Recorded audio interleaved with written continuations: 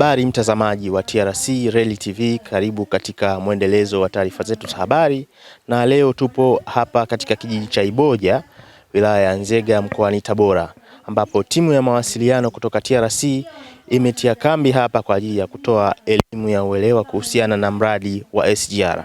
Yapo mambo kadhaa ambayo yatatolewa hapa ama yatafahamishwa hapa kwa wananchi ili waweze kupata ufahamu kuhusiana na masuala mazima ya ulinzi wa reli ya kisasa, lakini namna gani jamii hii inaweza kushiriki katika mradi huu kikamilifu kwa kuzitumia zile fursa ambazo zitapatikana katika mradi wa SGR. Tutamsikiliza Bi Mary Machungwa ambaye ni afisa wa masuala ya kijamii akijaribu kuelezea lengo hasa la zoezi hili. Shirika la Reli kwa sasa tupo katika zoezi la ushirikishwaji wa wadau na kutoa elimu kwa jamii zilizopo pembezoni mwa reli ya kisasa. Elimu hii itakava kuanzia Isaka mpaka Mwanza, ambao tutakuwa tuna mikoa 4 na wilaya 9.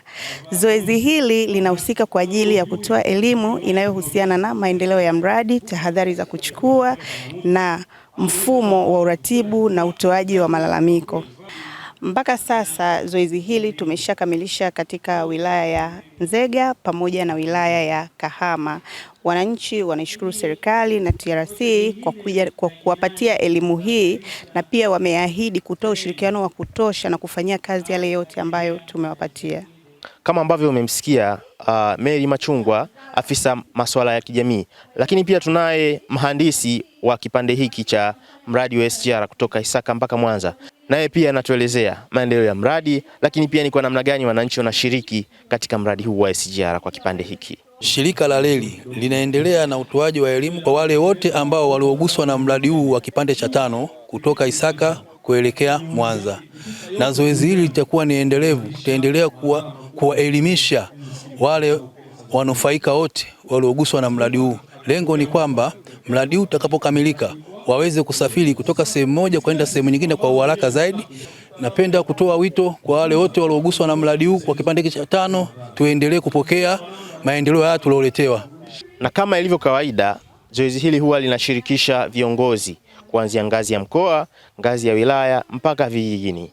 Mwenyekiti wa kijiji cha Iboja anatuelezea ni kwa namna gani wamelipokea zoezi hili na kuhakikisha kwamba wataendelea kushiriki moja kwa moja katika kuhakikisha kwamba mradi huu unatekelezwa na unakwisha kwa wakati kama ulivyopangwa. Elimu nzuri sana tumeipokea vizuri na wananchi wangu. Kwa maana hiyo sisi tunaahidi yote yaliyozungumzwa na wataalamu na elimu hii walioitoa tutayatekeleza. Pia tutalinda miundombinu na miradi na vifaa vya ujenzi vitakuwa mikono salama.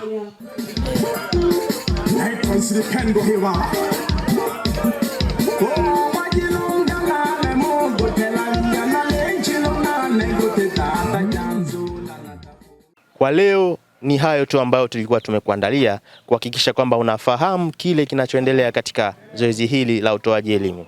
Mpaka wakati mwingine, ulikuwa na Sami Omari na mpiga picha wangu ni Ivan Mateni.